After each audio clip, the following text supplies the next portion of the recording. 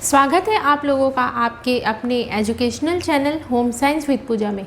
Friends, आज हम बहुत ही इम्पॉर्टेंट एलिमेंट के बारे में पढ़ेंगे जो कि है कॉलिन, जो हमारे शरीर में पाया जाता है और उसकी कमी से क्या क्या हमारे शरीर में प्रभाव देखे जा सकते हैं, इसकी खोज किसने की, इन सभी चीज़ों के बारे में आज हम डिस्कस करेंगे। तो चलिए देखते हैं। कॉलिन जो है उसकी खोज बेस्ट और हंसमैन द्वारा की गई। बेस्ट और हंसमैन ये दोनों वैज्ञानिक थे। हंसमैन ने की, उन्होंने चूहों पर कई सारे प्रयोग किए। जैसे कि उन्होंने प्रयोग किया, उन्हें पता चला कि विटामिन की कमी के कारण चूहों के यकृत यानी लीवर के अंदर वसा का जमाव हो जाता है। इसके साथ ही हम देख लेते हैं कि कॉलिन होता क्या है। कॉलिन जो है फास्फोलिपिड का एक महत्वपूर्ण घटक यानी एलिमेंट होता है और ये सभी जीवित कोशिकाओं में पाया जाता है। कोशों को जीवित रखने और उनके कार्यों के संपादन में भी सहायक है। एक तो ये जीवित कोशिकाओं में पाया जाता है और सभी जो टिश्यू हैं उनको जीवित रखने और उनके कार्यों का एग्जीक्यूशन करने के लिए भी कॉलिन का बहुत ही महत्वपूर्ण काम होता है। बात करते हैं लेसोमाइलिन, और इनमें लेसिथिन और स्फोनगोमाइलिन जो है नाड़ी ऊतकों में पाया जाता है।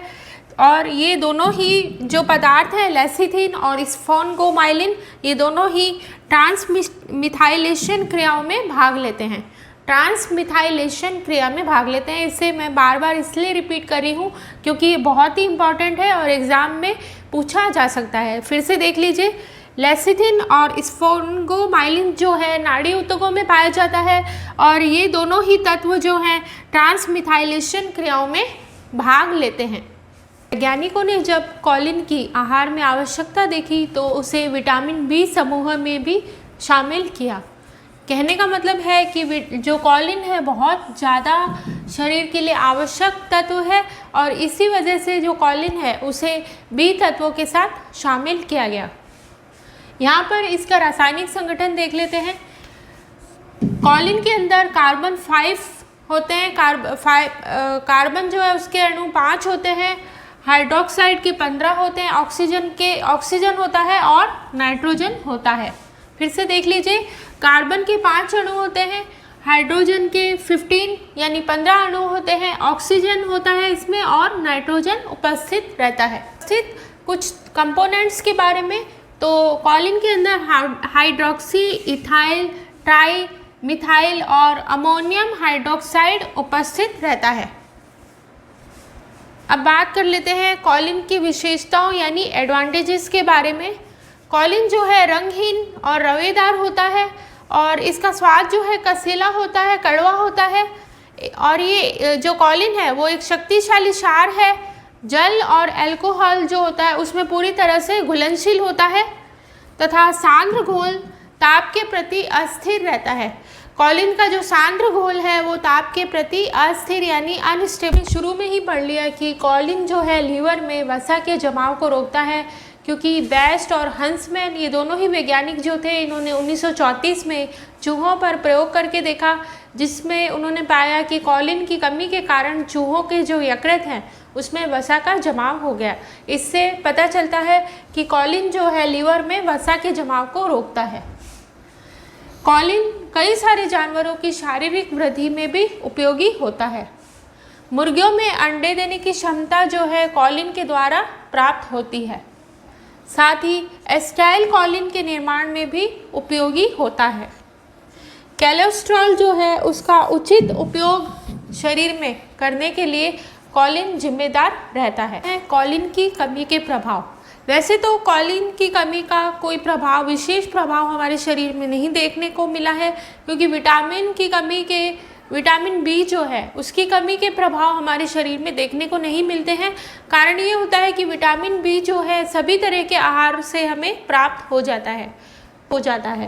अब बात कर लेते हैं ट्रांसमिथाइलेशन प्रक्रिया के बारे में। ट्रांसमिथाइलेशन प्रक्रिया क्या होती है इसके बारे में भी हमें जानना जरूरी है, क्योंकि ये एग्जाम में पूछा जा सकता है। ट्रांसमिथाइलेशन प्रक्रिया के अंतर्गत होमोसिस्टीन तत्व जो है वो मिथियोनिन में परिवर्तित हो जाता है और मिथियोनिन जो तत्व होता है वो एथेनाइलिन में परिवर्तित हो जाता है और एथेनाइलिन जो है वो कॉलिन में परिवर्तित हो जाता है। इस प्रकार से कॉलिन का निर्माण होता है। फिर से आप देख लीजिए, ट्रांसमिथाइलेशन प्रक्रिया के अंतर्गत होमोसिस्टीन जो है वो मिथियोनिन में परिवर्तित हो जाता है। मिथियोनिन फिर से एथेनाइएमिन में परिवर्तित हो जाता है और एथेनाइएमिन जो है वो कॉलिन में बदल जाता है। तो इस तरह से जो कॉलिन है उसका निर्माण होता है। जानवरों में कॉलिन की कमी के कई सारे प्रभाव देखे जा सकते हैं, जैसे कि यकृत में वसा का जमाव, विटामिन की कमी के कारण उनके गुर्दों में रक्त स्राव शुरू हो जाता है और उनकी वृद्धि भी रुक जाती है। हमने देख लिया कि कॉलिन की कमी के क्या प्रभाव होते हैं। अब बात कर लेते हैं कॉलिन की अधिकता के प्रभाव। कॉलिन की अधिकता का कोई शरीर पर कोई विशेष प्रभाव नहीं पड़ता है, क्योंकि कॉलिन जो है जल में पूर्णतः घुलनशील होता है और शरीर से आसानी से इसका निष्कासन हो जाता है। साथ ही अगर कॉलिन की थोड़ी अधिकता हो भी जाती है शरीर में तो उसका कोई विशेष प्रभाव शरीर पर नहीं पड़ता है। व्यक्ति के लिए कॉलिन की मात्रा जो होनी चाहिए वो है 250 से लेकर 600 मिलीलीटर जो है कॉलिन की दैनिक आहार जो है वो प्राप्त किया जाना चाहिए एक सामान्य व्यक्ति के द्वारा। इसके साथ ही आज का हमारा समय यहीं पर समाप्त होता है। उम्मीद है आप लोगों के लिए ये वीडियो बहुत ही यूज़फुल रहेगी और मिलेंगे और एक इंटरेस्टिंग और बहुत ही इम्पॉर्टेंट टॉपिक के साथ। तब तक के लिए इसी तरह से बने रहिए आपके अपने educational channel home science with Pooja में, जिसका मूल मंत्र है ऑलवेज सक्सेस। मिलते हैं नेक्स्ट वीडियो में। Thank you.